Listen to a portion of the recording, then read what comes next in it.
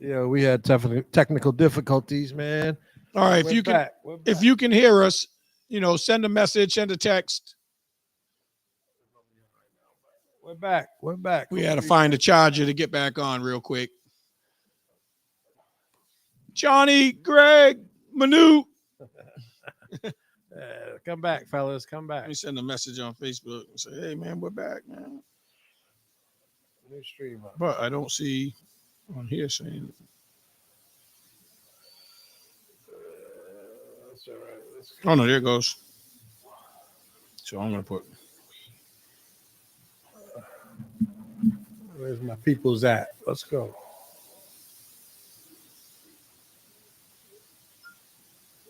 All right, I just sent the text, but it's not showing up unless you don't have chat on. Nah, it's because it's on the other one.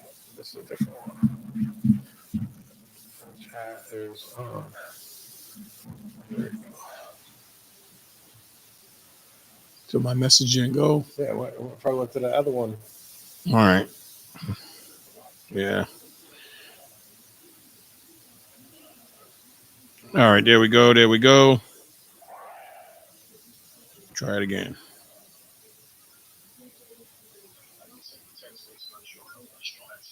All right, there we go. Let's go. What? Dion Dawkins? Who's that? I don't know.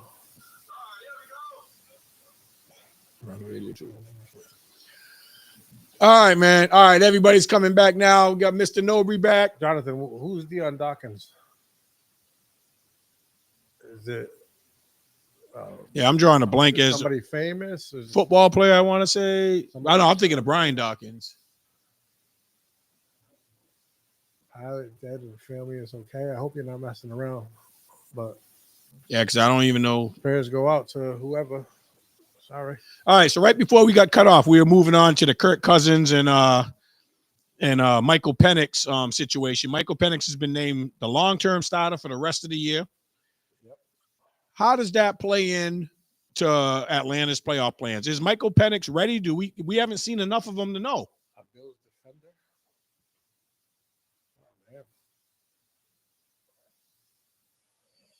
Oh, man. Buffalo Bills. Okay, we see that. We'll have to look more into that. But for right now, it's onward and upward with the topics. Jonathan, what's your take on the situation with Kirk Cousins being replaced by Michael Penix? Carry on. Thanks a lot, man. We appreciate it. We like it too. Yes, sir.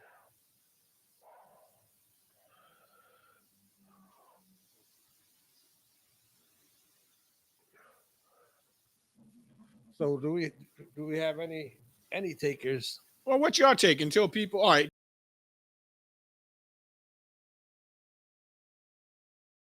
Is what they need. I was hearing a lot was he has zip on the ball, so it doesn't spend that much time in the air to get picked off. They're saying Cousins lost some zip on the ball. Could be from the injury he came back from last year. It could be another year older. His arm's a little tighter. But they're saying that Cousins doesn't have the same zip on the ball, so it's taking longer to get to the defenders. That young, accurate arm. My thing is Atlanta. I thought they were gonna. I thought they were gonna be something, do something like really impressive when they got Cousins. Because they had everything on. Their offensive line's good, similar to you guys, and they got Bijan Robinson out of the back. They got the Drake London, Kyle Pitts. Yeah, they got the even the older guy that Mooney's having a hell of a year right now. So I just thought Atlanta would run away with that division with Cousins, but apparently it didn't work out. We saw what Penix did on the college level, but we haven't got to see him on the pro level because he's been on the bench. Excuse me, sorry about that. Thank you.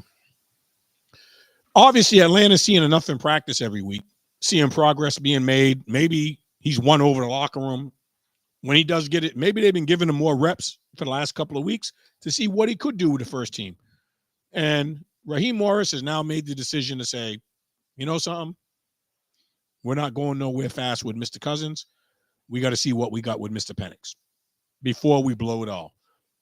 The stat I saw on Cousins with so many interceptions and no touchdown passes. Well, crazy.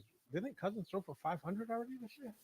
A couple 2 weeks ago, maybe, or something. No, early in the year he did that. Sunday night or Monday night game. Yeah, because I had him at fantasy that week, and I was so He threw for shocked. like 500. It was the beginning of the year, but recently it's been 200 or less. It's been multiple interceptions and no touchdowns. I think he finally got a touchdown last week against Minnesota. He threw one to Drake. Yep. So, how do you personally feel, Decon, about Atlanta's move? Was it the time to make the move, or did they jump the gun? Because there's no coming back once you made the move. Aren't they like right there? They're battling with Tampa for the division lead in that sorry division. It's not like it's our division. No. But I don't know. Maybe the new blood is what the team needed. They needed a jump start. We don't know what they're seeing in practice. It's like a the sentiment of the players are probably like, "Yo, we need to put this dude a new blood transfusion. Get the hot going." And the fact that he can run adds a dimension that Kirk Cousins couldn't come close to doing. Yeah. If you have to start accounting for the quarterback scramble, now you're looking at what's going on in Washington, what Justin Fields has done over the years. You don't have to be the biggest arm and the biggest thrower. You're capable of throwing, but if you can run too, that's a whole nother element that you got to prepare for to face that team. And like you said, they got a great offensive line. They got Bijan Robinson. They got Tyler Algier. Whatever. They got Drake London, Kyle Pitts. Mooney's playing good. Yeah. They got the weapons on offense. Their defense has been coming along, but they weren't known for their defense, but it's getting better. Nah, we gave him a basketball leave. He coaches high school basketball, so most of his practices are during the time that we're here. So until the end of February, the beginning of March, until his season ends in basketball, like you got practice or a game every night. When you say better balance than Fields, Jonathan, what do you mean by that? Because I thought Fields was doing okay before he got fired in Chicago. And we haven't even seen what Penix can do yet.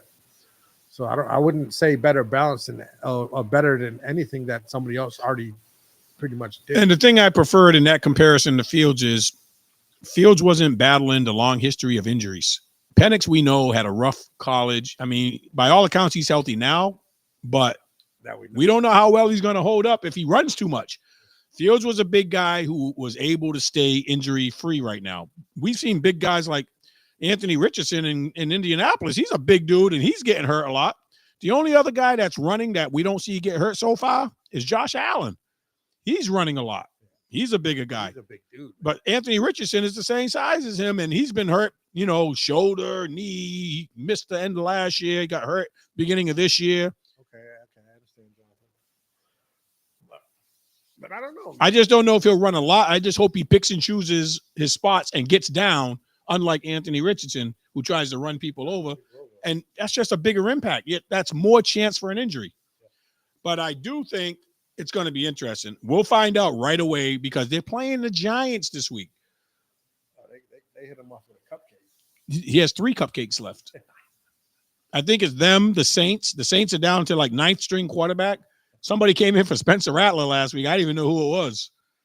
I think they took him off the Madden team. You know how you can create a player? Somebody built a quarterback and put me in, coach. Because David Carr wasn't playing and Rattler got hurt. Wasn't David Carr supposed to be the backup, if I'm not mistaken? No, Derek Carr. Yeah, he went there. I thought they slated him as the backup. So, Mr. Nori, do you think that Penix has what it takes to get that engine going again? Because there's a lot of firepower on that offense that hasn't been utilized because our old friend that we didn't want to pay $45 million a year for 4 years. Boy, I'm glad some sucker. I mean, the Falcons took that problem for us, and they're paying for it in year 1. So Cousins couldn't live up to the expectations. We don't know if he was healthy. We heard talk about it's not the right system because he's a play action fake quarterback, and they don't have him in that situation enough. So maybe he just couldn't thrive in that system. But Michael Penix brings a different attack to the game plan. All right, they have the Giants, Commanders, and Panthers left. So the Washington's the only one they gotta. They're 7-7. Tampa's 8-6. Tampa has. They have the Cowboys, Panthers, and Saints. So I don't know. I think Tampa's going to end up taking that division. So Well, they're still competitive right now. So I feel like they're in the driver's seat of their own destiny. Yep. Because they should beat the Giants. Then they only got 2 games left. They have to beat, is it the Saints? Who's that? Atlanta? Yeah. Yeah, they got the Saints. That's a winnable game, especially if it's in Atlanta. Saints. And then the Commanders next. Next week, they have Commanders. So that will be a playoff game for all intents and purposes for them. But we'll get a good idea of if that game is winnable. Is it in Washington or in Atlanta when they play in 2 weeks? It's in Washington. So I don't know if they're playing the Giants in New York or Atlanta, but they have to beat them. The Giants. They're on a 3rd or 4th string quarterback. Playing the Giants in Atlanta. All right, so in Atlanta, they're down to their 3rd or 4th quarterback, which is a lot worse than Giants ain't trying to win. They're 2-12. Yeah, they're looking for that number 1 pick. Yeah, they're playing for a pick. Is it going to be Cam or Shador playing over there? That's what they're looking at. So really, if Atlanta wins this game, it comes down to can they beat the Commanders, who are also playing for playoff real estate. You know, a seeding or 2 could make the difference between having a first-round home game and a first-round road game. They are, but they need Tampa to lose one game. I don't know who. Let me see who has the head-to-head for Atlanta. Tampa. Falcons won the first game. That's the game I think Cousins went off because Tampa's secondary is bad. That might have been the 500 game. Yeah, I'm pretty sure it was. Tampa beat them both games. What, they already played? Oh, Atlanta beat them both games. Atlanta won both games against Tampa. So if they end up tied, Atlanta's going to get the. But I'm pretty sure Tampa was the game that Kirk Cousins went off. The first game against them, he went off, and then the second game, it wasn't as nowhere near the same stats, but he killed. Yep, we just saw that, Jonathan. But we were talking about how Cousins had his best game of the year against somebody, 500 yards or something. I believe it was the first matchup against Tampa Bay. Nope, it wasn't the first game. You said, yes, it is. But one of those games against him. It wasn't the first game. So Atlanta's got a chance to stay alive. They still got 36-30. It might have been the first game. I'm almost positive it was the first game because the second game we were expecting big numbers again and they were nowhere near the same.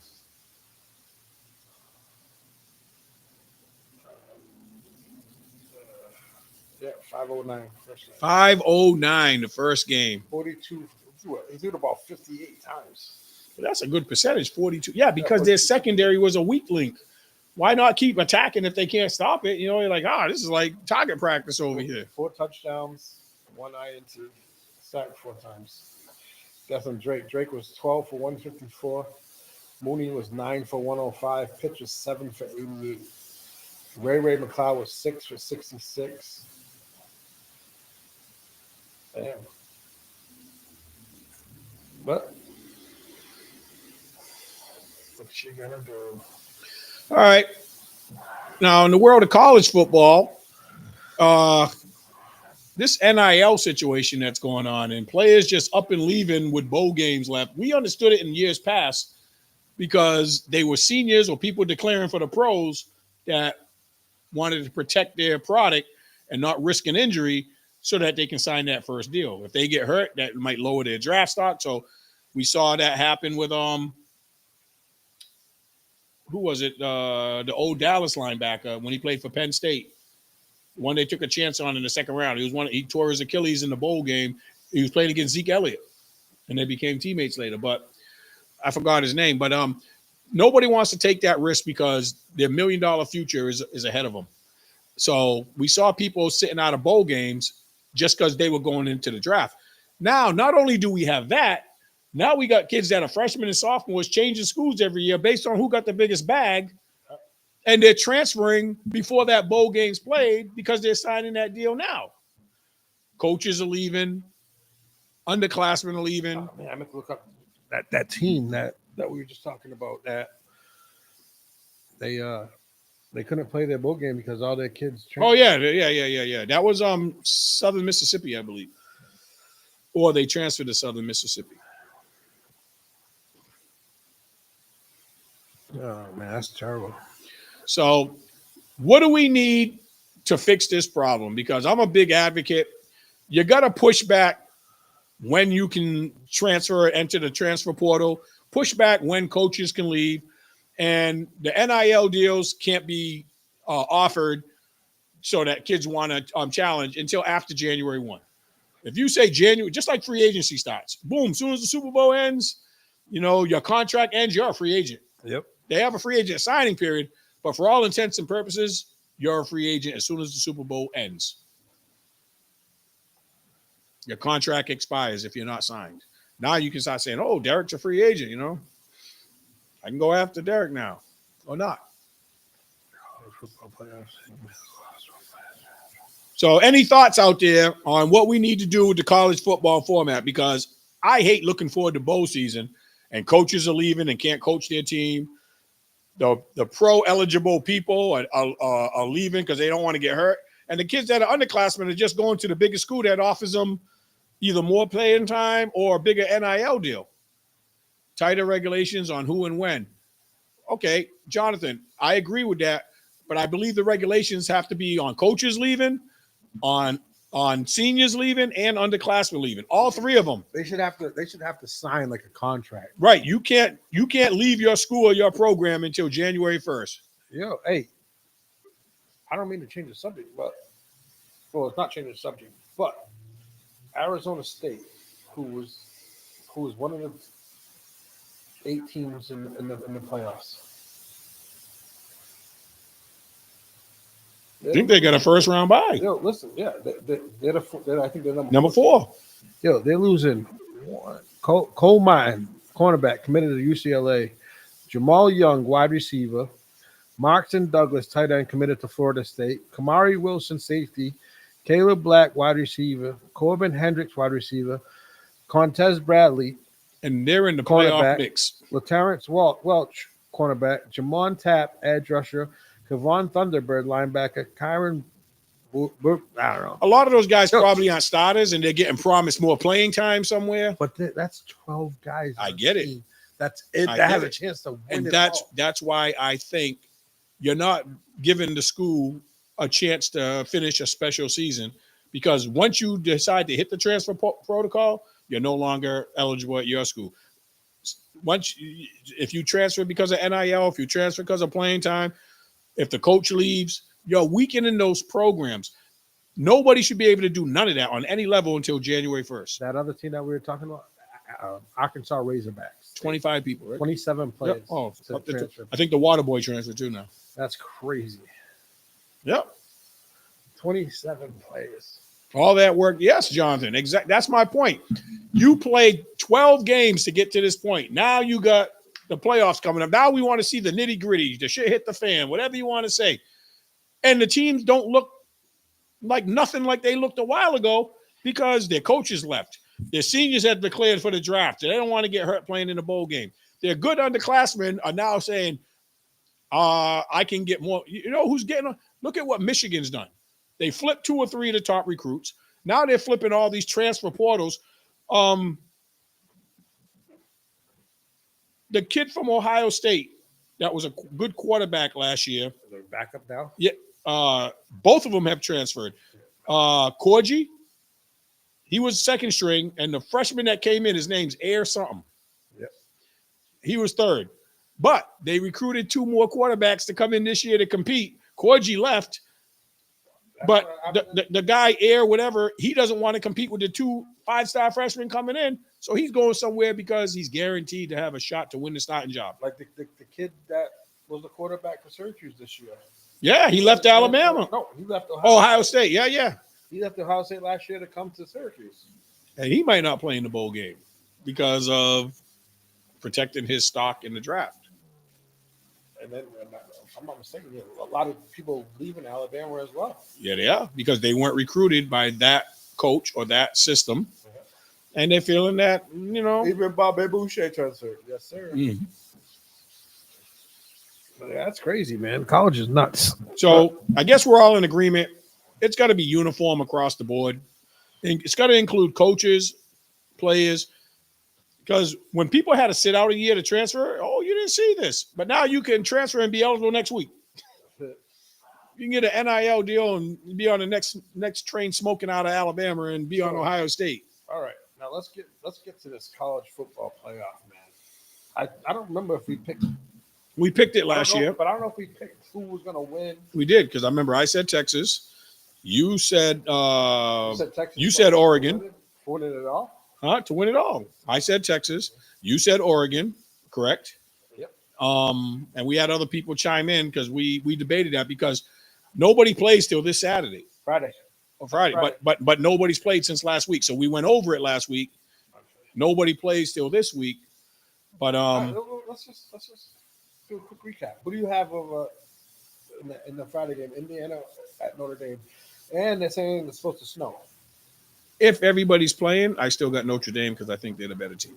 And I believe I said I had Indiana. Maybe.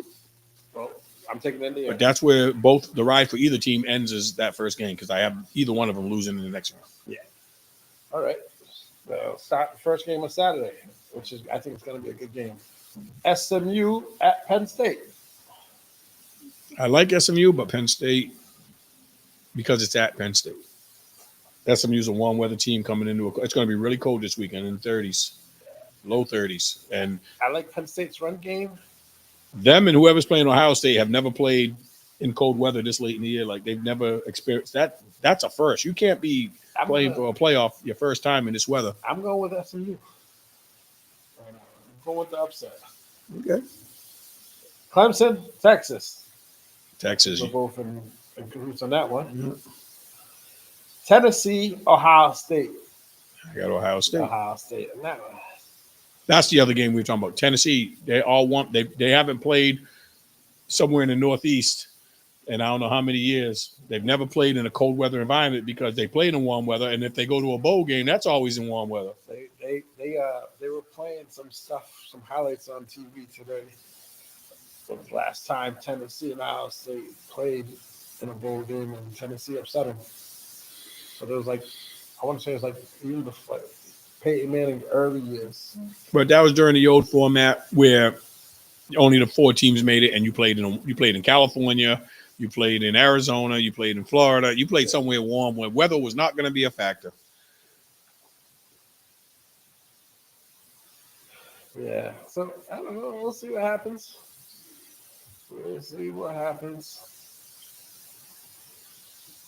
Now, real quick, did we touch on Bill Belichick signing last week, or did that happen after Thursday? No, we touched on it because we talked about how Jordan. Yep. NIL. Because he's already got a couple of people to transfer to North Carolina already. But you know what interesting take I heard on that today? It's upsetting the basketball program because they were always the top dog in North Carolina. Everything was because they were always a contender. North Carolina football has never been on that level, but who can put more people in the stadium? 100,000 in football or 15,000 in basketball? So it's a money thing. Football generates more money than basketball, but now they think the NIL. They think they lost the kid AJ DeBansta because of the NIL deal. Because now with Belichick coming, more money's going toward him, and then they have to use more money to now split between football that won't be available for basketball. So some of these basketball deals might be bigger and more competitive from other schools because UNC wants to build their football program. But I thought Mr. Jordan just said that he was ready to pour some money into NIL. Sure did. But we'll see. All right. Out of curiosity, there was a topic we didn't get to in the NBA last week. The trade rumors are out there for Jimmy Butler. We've identified 3 possible landing spots. Those landing spots would be the Dallas Mavericks, the Houston Rockets, the Phoenix Suns. I think there's a 4th one out there. There was the 2 Texas teams. Oh, and Golden State. There's 4 teams now. because Phoenix jumped into the mix. Do you see him? Who do you see him helping the most, and why? Which team? Remember, they're gonna have to give up something, It all depends on. and he's not signed after this year. He's already said I'm opting out, so they're only getting a rental for half a season. It all depends on like what teams are giving up for him. Right, because he could just be your rental for this year. Do you want to give up somebody who's going to be on your future for 3 or 4 years to go after it just this year? But let's just say we don't worry about that. I don't think nobody's giving up a first-round pick, but they're probably going to give up a core young player. Who would you like to see him go to that you think he can help the most, and why? It's either, in my opinion, it's I don't know, because Out of those 4. he'd be tough in Dallas. But would Dallas be a better fit than Golden State or Houston or Phoenix? And Houston, I think is too young. They got a good team, but I think they're too young. But I think they got great coaching. If he wants to win, it's got to be either Dallas or Phoenix or Golden State. Do you know where Houston's ranked right now in the Western Conference? Either second or third. But it's early. It's early. This is where Utah was. But I believe an old friend, Ime Udoka, getting the best out of. He got those guys playing together. Yeah. He has got those guys to buy into a system, which cut down the immaturity level. They had Jalen Green. They had the other kid that was a forward. They had the number 1 pick for a lot of years, but all those guys are 3 years experience and younger. So that feeds to your point. They're young. They're talented, but they don't know how to win yet. In the regular season so far, Ime has caused some of that growth spurt to happen a little quicker because he brought in a veteran point guard who kind of lost his mind last week threatening a ref, but the point guard they got from Toronto. Van Fleet. Van Fleet has been able to stabilize that offense. Yeah. I thought the kid from Kentucky, Reed, what's his name? Reed. Not the twin. No. The white dude from Kentucky that could shoot it. Oh, Blankenship? No. But he was the top. Him and Dillingham were the backcourt last year for Kentucky. Yeah. And he had a crazy senior year. And he had a good summer league. And I thought he was going to play a little more, but he hasn't been able to get off the bench. He's not even like 6 man or nothing like that. But he was like their best player in summer league. But they've also got Sagoon, a young center from Turkey or somewhere like that. He's playing well. Jabari Smith is playing well. That's the forward. Jalen Green's playing well. Van Fleet's getting them all the ball. Who else they got? Steven Adams, Dylan Brooks. Dylan Brooks is playing well for them. But Dylan Brooks and Van Fleet have given them that veteran presence to kind of show these guys how to win because Dylan Brooks was in Memphis when Memphis was winning. Steven Adams was in OKC before they went to the youth movement. And then they got a coach that brings out the best in everybody. Forget everything in his personal life. The guy can coach. He's got him playing defense. That was a big thing that he did for the Celtics when he was there. And he was able to get this young crew to play defense, which young players don't really want to play defense like that. They have 7 guys in average and double. That's what I mean. He's making everybody on that team better. The coaches. He's bringing out their best potential. But then you got Dylan Brooks and Van Fleet, who I think are well-respected amongst those young guys, keeping their heads in the game, keeping them grounded, helping to take away some of that immaturity, because at least those 2 guys can say, we've been there. So I think that's the best place because of coaching. That gives you a 3rd veteran presence. Jimmy Butler will go in there and be more well-respected than the rest of them. Reed Shepherd. That's what it was. Yo, he left after his freshman year last year. Jabari Smith. Yeah, he left after his freshman year in college too. This is only his 2nd or 3rd year. Amen Thompson's been hurt. That's what I'm saying. They got a lot. And Amen Thompson, he might only score 9 or 10 points, but he gets 9 or 10 rebounds, 7 or 8 assists, 3 or 4 steals. Silently, he fills that stat sheet. But he fell on injuries a little bit too, so. What happened to our chat? What? Oh. Shit. I see something up here.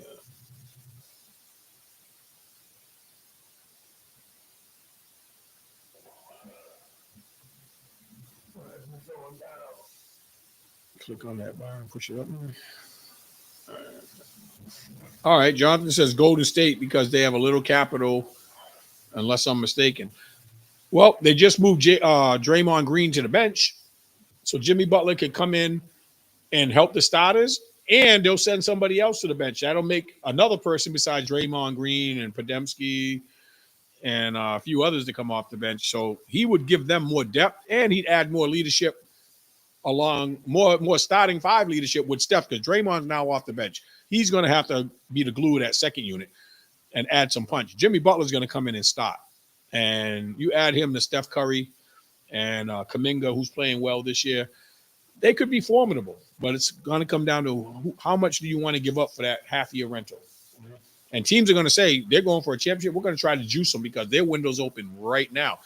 I believe Houston, because of that third veteran and the great coaching, has an advantage in my mind over.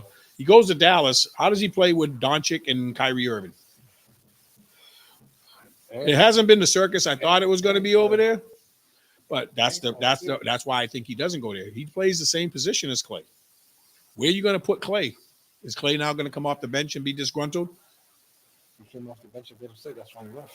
I know, so he'll be disgruntled because Kyrie's the point guard right now. Clay's the off guard, or do you put Jimmy at small forward? I don't know who you're taking out of the lineup in Dallas there. Oh, no. I'm sorry. Clay's already the small forward because Luka plays the guard. Yeah. So Luka and Clay are going back and forth with the 2-3. Those positions have to be off. Luka and Kyrie in the backcourt. Clay's playing the 3.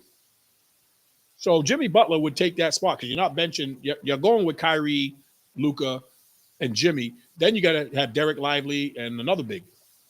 So Clay's out. Clay, to me, is odd man out, and that messes up. Mm-hmm. And there's no guarantee he'll re-sign with them at the end of the year. So now you've pissed off Klay Thompson, who just signed, I don't know, a few-year contract over there. I don't mean to switch it up, but I just got a text. David Montgomery will be back for the playoffs. We'll see. I heard MCL and DCL. Yeah. You can read it. ACL and MCL. When I see Shefty say that, then I'll believe it. Hopefully he does. Eric Woodyard, ESPN. He's a definitely. I don't. But where in the playoffs? First round, second round. Hutchinson might be back for the Super Bowl. That's still the playoffs. So we get a first round bye. Maybe. But no. I don't know, man. I don't know. I'm sorry. I was into that. All right, but I'm gonna say Houston is the best place. Fit? Where do you say is the best fit? We've already got Jonathan saying that. I don't know. I was thinking go to Phoenix. Phoenix won't be bad. But what can Phoenix give up? That's just. They already got their big 3. We don't know what they're. Beal hasn't been healthy again. So you got Beal, Devin Booker, and Durant. Durant just came back like a week or 2 ago. He was out for a little while. Beal's fine. He's not gonna be the guy. You know what I mean? But what does that do to him this year? Like now you're lessening his contributions and lessening his role. Will he become a sour apple? I don't know. Or do you you leave what's his name playing the point?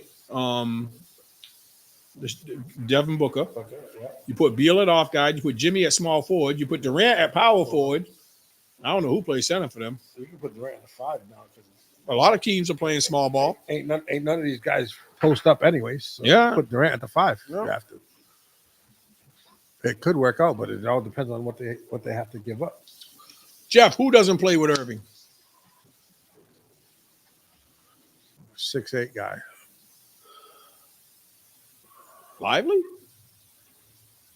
Luka and Irving definitely start, and Clay is in the starting lineup. So those 3 start. Then Lively's like at the 4.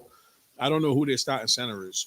I think they had 2 guys that they were center by committee, and they did all right with that last year because they got to waste 6 fouls on each guy, but they always had. I'm trying to figure out who doesn't play with Irving. They played Mavericks in the finals, right? Yeah. Oh yeah. Yep. Because they upset either OKC or Minnesota. They beat one of those two teams. The Western Conference. Orlando. All right. What's that got to do? He don't play with Irving. And then Orlando. You're saying Orlando as a landing spot for Jimmy Butler? They're already without Ben Sherrill, right? Yeah, but Joe's not. Yeah, so I don't know if he's even coming back this year or anything like that. I think that's what he's going for the year. So that wouldn't make sense for me because Jimmy Butler is only going to be a rental for half a season, and they're not going to get Pablo Banchero back. So I don't see them being strong enough to make any headway if he goes to Orlando. That doesn't get them past the New Yorks, the Bostons, the Milwaukees, the Clevelands. That doesn't elevate them higher in that. Not without Banchero. I don't know, man, but it's got me thinking. I've been seeing, but will he go if he goes to Houston? Would he ruin that chemistry right now? I don't think with a strong coach that's going to say we're going to bring you here, but this is my team. And Jimmy, understand you're only here for half a year. We're going for the championship. Didn't he go to a team and pretty much ruin them because he was? No, that happened. Who did he go to right after Philly? I mean, Chicago. He went to Philly. Yeah, it was Philly. And the same thing that happened with him and Derrick Rose when he was young, because he was emerging. Half the team sided with Derrick Rose, half the team sided with Jimmy Butler.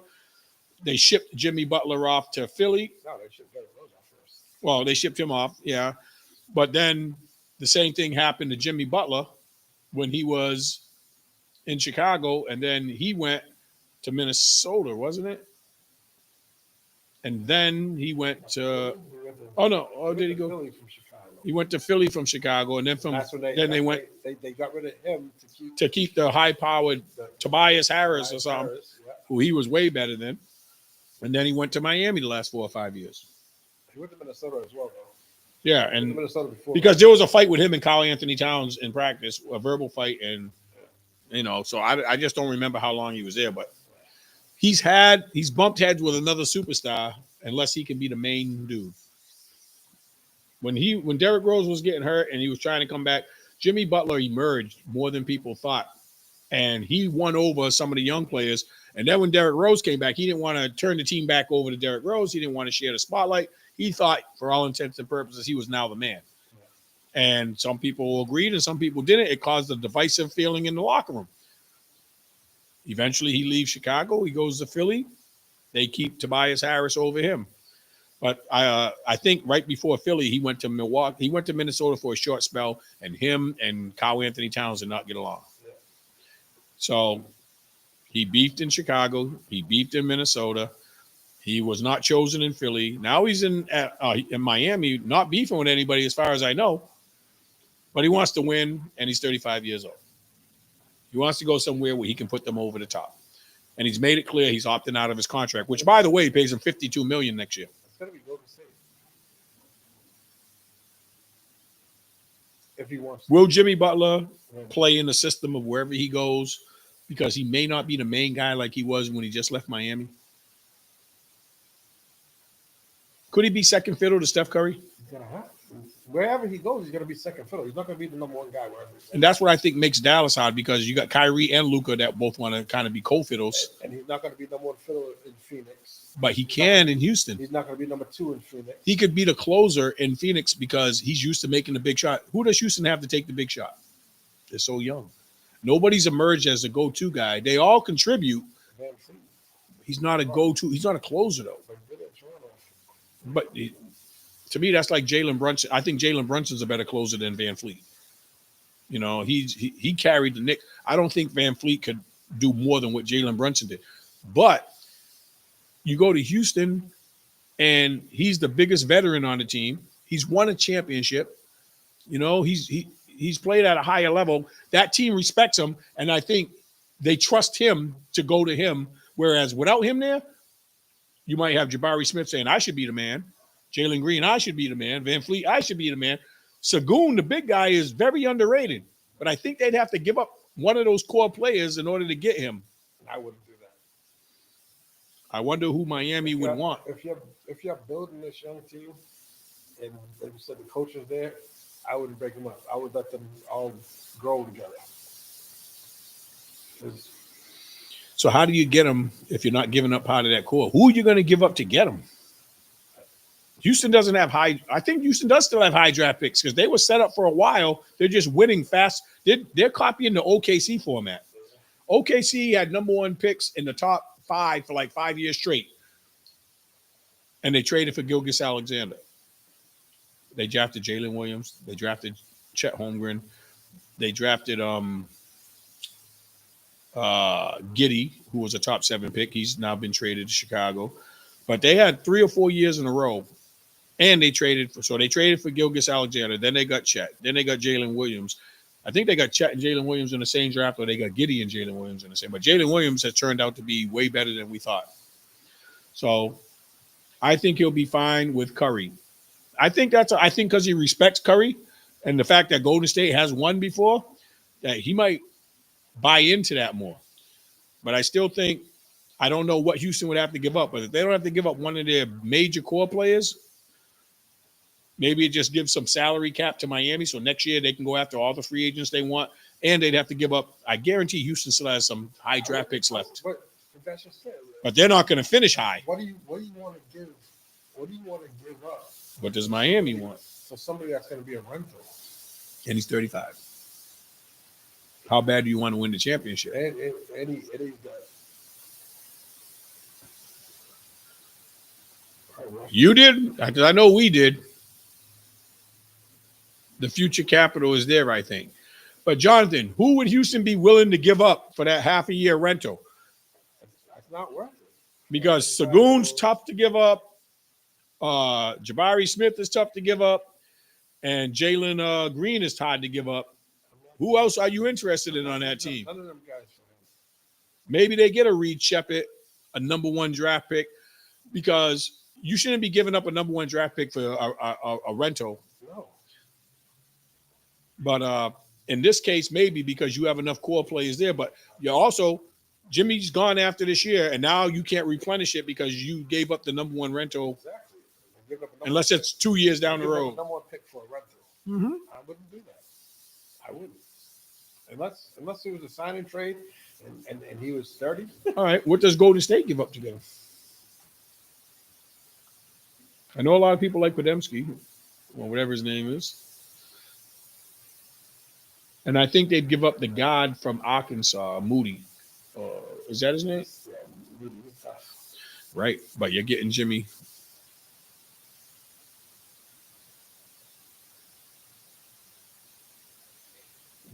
That's the reason why I say Golden State, because if you value winning another ring, State needs to win now. Because Curry's not going to be there, Green's not going to be there. There's no future. But they'll have to give up something. So you go for the win now. Let's say you just fall short in the championship, or even if you win it, you've traded away picks or a young core player, and he's not guaranteed to sign with you after. So how do you then Curry retires? So now Curry retires. Green retires when Curry retires. You're back at the bottom. Yeah, Jimmy Butler decides to go somewhere where there's more money because he wants another. It's not how much money he wants. He got $52 million coming next year, but he wants it for 3 or 4 more years. Because if he stays and plays 1 more year, he'll be 37 or whatever, and he's not going to get a 3-year contract in $50 million range. So he wants it now while he still feels, he can get multiple years. He doesn't want to play just next year on that big contract. He's worried that there'll be no money for him after that. So I don't know, but let me see something. Did we forget any topics? Oh, I did want to mention one thing. When we were talking about football, I wanted to send respect out to Randy Moss. Yeah, definitely. He's former great with the Minnesota Vikings, one of the greatest all-time wide receivers, and now a good analyst on TV. He's dealing with colon cancer, and he's being treated right now. He had to step away from his duties as an NFL broadcaster. I don't know what his recovery window looks like, but I just want to let the audience know that, he's dealing with a lot right now, and I'm sending out prayers and well wishes for a speedy recovery from him, and hope that, he can get his health back on track and we see him soon again. Yeah, Jonathan. I was caught off guard. I didn't even know he was even But obviously he was dealing with it and keeping it silent until he couldn't no more. And then with no notice, boom, he had to go in, have a procedure done, and it requires him to step away from the broadcast booth. But best of wishes, Randy Moss. Wish you a speedy recovery. Hope to see you sometime soon in better. What's that? Moss cancer. Yeah. So there's a saying the moss cancer, which I didn't get, but when they say you got mossed, Yeah. they want that to happen as far as cancer, like cancer got mossed. And I hope that's true. I thought I saw a very good tribute with the two wide receivers, Chris Carter and Jake Reed came out holding Randy Moss's shirt right before the Minnesota game last week. And that's when it really hit me because I had heard it, but I didn't take it as serious until I saw them coming out. Like he really needs prayers right now. And Jetta gave him a little shout out. Yeah, when he scored, that's for you, Randy Moss. And it just drove that point home with me. Like football is just a game, but real life is real life, So I'm hoping that he's able to, to recuperate and get his life back together. Was there any topics that we missed? We talked about the NIL deal. We talked about the college situation. No, pretty much it all, I believe. All right, but we can end it on. There's another big women's college game this week. Juju and USC come to stores to play against Paige Beckers. That's Saturday night. How you see that game playing out? And then we'll be able to recap it next week. I don't know. I think UConn needs to redeem themselves after what Notre Dame did now. Same can be said about USC. Notre Dame went into USC and knocked them down. That was in the first week. Yeah. And UConn won all their first games because they didn't play nobody, until recently. But Notre Dame was the common denominator. They went in and beat them. At least Notre Dame beat beat UConn at Notre Dame. Notre Dame went on the road into USC's house and beat them, but USC didn't have the freshman Kennedy, whatever her name, the freshman point guard. Notre Dame was down. UConn was down. Jeffrey, there's nothing that's good for your Giants. You know what's good for your Giants? You should hire one of them to be a driver for you. And they can drive and go pick up Shador Stevens and bring them back from Colorado next year. Yeah, let's talk about Giants. We don't have time for how much they need. They need a new coach. They need a new running back. They need a new quarterback. New Jersey Giants.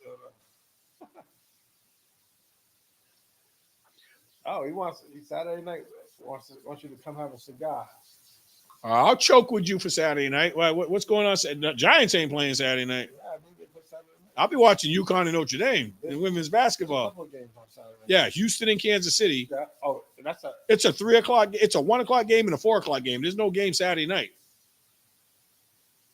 So they're going to play these games at the same time as college? The UConn game's at like 7 or 8 o'clock No, at but I'm night. saying college football is on that. Yeah. Because the last 3 weeks of the NFL has always been they move to a Saturday schedule and play two games. Oh yeah. Yo, Jeff, if y'all got to be home, Yeah. I'm all for it, man. Yeah. Yo, I'm all for it because that UConn game is going to be nice. I got the meeting spot for you too. All right, I was going to offer up the spot, but I know we can go down there too because there's cigars there, right? He said have a cigar. Somebody's going to buy me a cigar and teach me how to smoke, and I'm going to choke through the whole game. No, it's easy. I got you. Unconnected? You mean UConn game, Jeffrey? Unconnected game? What's Yeah, that? I don't know what's unconnected, but I see UConn. If you take away the end, it's the UConn-connected game. UConn, Notre Dame. Yeah, he's driving, man. He's driving. Uncon? What the hell? Yo, voice. Yeah, just stop the voice. Sorry, Uncon. Jeffrey Correa, who wins that game in your opinion? UConn or Notre Dame? The Giants. Yeah, you can't say the Giants to win anything, except it's going to be a giant matchup between UConn and Notre Dame. The Giants were the first pick in the NFL draft, with the Raiders coming in a slow second. Jonathan, who you got? You said foo backwards, Jonathan. Well, I think we've exhausted all the topics. I apologize about the little. Notre Dame, huh? Well, Hannah Hidalgo to me is the player of the year. Tough, man. she changes the game on offense and defense. I'm UConn to the end though because I'm partial from living out there for a little while. Notre Dame ain't playing. They're playing USC. Oh, that's right. So it's Juju. They're playing USC, not Notre Dame, bro. They played Notre Dame last week, and Notre Dame blew them up the whole They game. got the forward that transferred from Stanford, and they'll have but we'll see how they go on the road. Yeah, but they played Notre Dame last week. They already lost to Notre Dame, foo. Notre Dame got them last week. Juju is playing against USC is playing against UConn at UConn Saturday. But you can still get the cigar and teach me how to smoke. Don't let the hot days win, Jeff. I think we should be sponsored by Bacardi that night, Mr. Career. No. Yeah. No. Yeah. No. Well, I don't want to do the Hennessy then because I might sleep through Sunday. Nah, you don't need the Hennessy. Bacardi's no good for me. So, and Juju I'm going to take UConn. He's a Juju all day. Juju all day. Okay. I'll give you 10 points. Ooh, that's a lot. I'll give you 10 points. You take Juju. I think Paige Becker's caught a lot of unnecessary flack for not carrying him. So I said, right now, that's what I'm talking about, Jeffrey.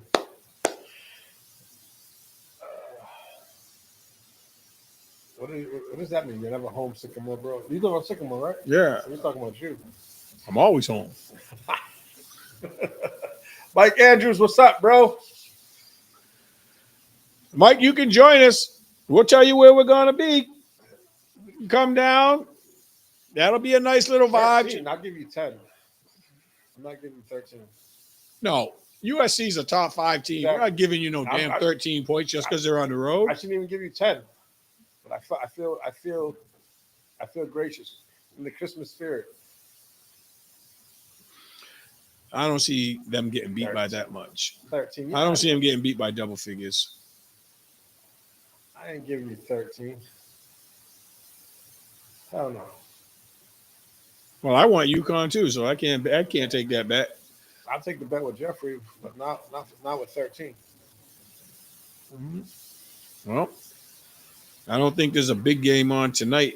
Well, yo, it's Thursday, Jeffrey. You coming in today or tomorrow? Saturday? What day you coming in? Yeah, let's go. But with that being said, Mr. Steven. Hey, thanks for joining us. Thanks for putting up with the little technical difficulty we had. We definitely appreciate, you sharing Thursday night part of your time with WMB1 and Straight to the Point Sports. Before we get out, we did announce our next comedy show, February 1st. Hey, we got Kenny Williams headlining. We got Peaches Rodriguez, who's a headliner in her own right, featuring. She called up and said, I need to be on that show. Never have another better opportunity to combine a Peaches Rodriguez and a Kenny Williams together. That's something special. And of course, we got Chris Tabb hosting it. He's always the truth when he's underrated. Hey, he is because he's a headliner that we choose to host because his hosting skills are unbelievable. He's great with the crowd. We love having him. So for him to start off that night, Brian will have that up on the website probably tomorrow, so you can get tickets online.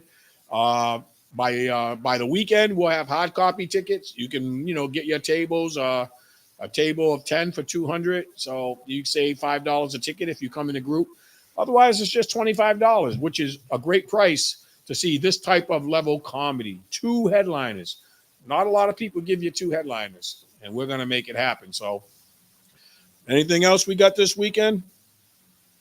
High school sports is off to a start. We'll see how some of the local teams look by this weekend. A lot of teams didn't play till this week. I haven't heard of New Bedford High playing yet. Their boys. I think their girls are playing, but I haven't seen anything about their boys. So they might be playing for the first time tonight or tomorrow. They actually play Dartmouth tomorrow. Saturday.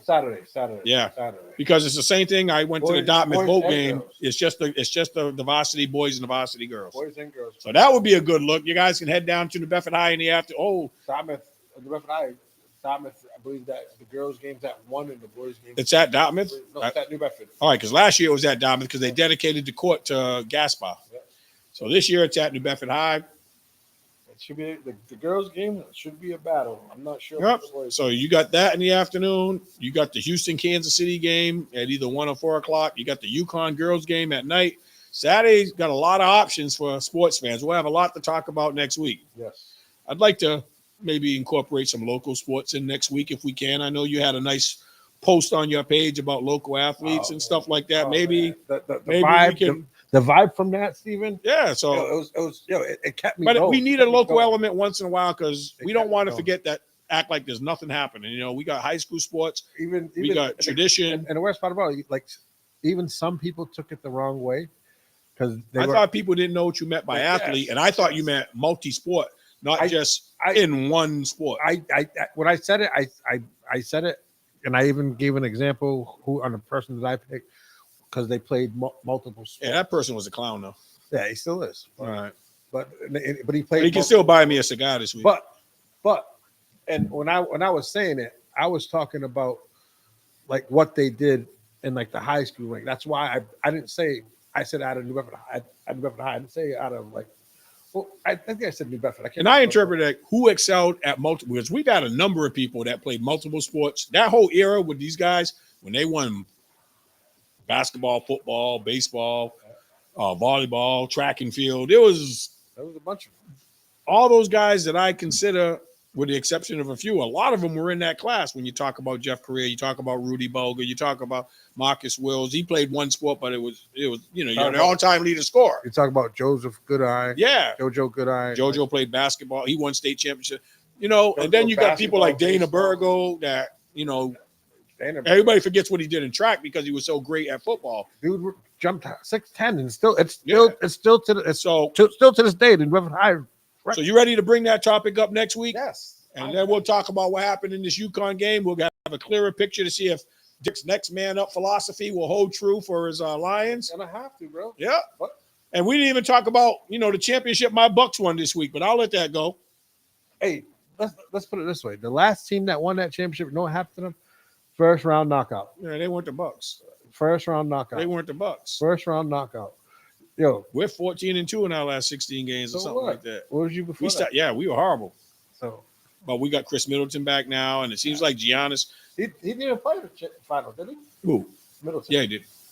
He might not have played the final game because he doesn't play like back-to-back. Yeah. But I thought there was a couple of games. I just don't think he was a major. And OKC shot horrible that game. They just had a real bad shooting game. That was bad. But even them guys were making fun of that game. That game. We started late. We're going to end late. It's 8:19 right now. I know there's not a big, huge football game on tonight, but I'll still watch it for fantasy purposes because some of us, not me, are still in the fantasy race in our WNB1 league. But I am in another league, so I made it to the playoffs in 2 other leagues. B-Mag got knocked out too. B-Mag was up there in first and second place the whole season, and the last 2 weeks he got overtaken. That was Brian's first year playing, and he held it down. He did well. But I think he had a few injuries, and then his team just didn't produce like they did at the beginning of the year. If I'm not mistaken, he only made like 6 moves too, if that. Yeah. His team stayed healthy relatively, but I think he had some key injuries toward the end. And some of the guys that were producing early on weren't. The league is rigged, yo. Nah. Brian was in the playoffs I think right now, because we have 12 teams, and 6 of them are going to make the playoffs. I think you knocked Charlie out last week. Yes, I knocked Charlie. Charlie was in the running too, but Derek said he didn't like Charlie anymore, so he knocked him out of the playoffs. So now this week, it's Paparazzi Rob against I think my boy Bears. Big Newt, who's a new to the league, the Bears guy, and then you against got the most points last year. Oh, Damon, Secret Squirrels. Yep, Yeah. Damon Gomes. So our final 4 is set. We'll update you, see if Derek's happy or if he's if he's got an excuse. Next man up on his fantasy league, just like his reality league. Hey, my fantasy team beat up too. I ain't gonna lie. Yeah, but I'm still in it. Hey, I had a long year trying to recover from losing Raishi Rice and Nico Collins. I did get Nico Collins back, but in the 7 games he missed, I went like 1-6. Yeah, so I went from like 2-2 to 2-8 real quick, and then I was out of it. You should have traded him to me. All right. But yes. So Thank you for tuning in. We will be back next week. peace, health. Everybody have a good Christmas. And, hey, we might with that topic, we might have a special guest next week. Make sure to tune in. Yeah. All right. We'll see what happens.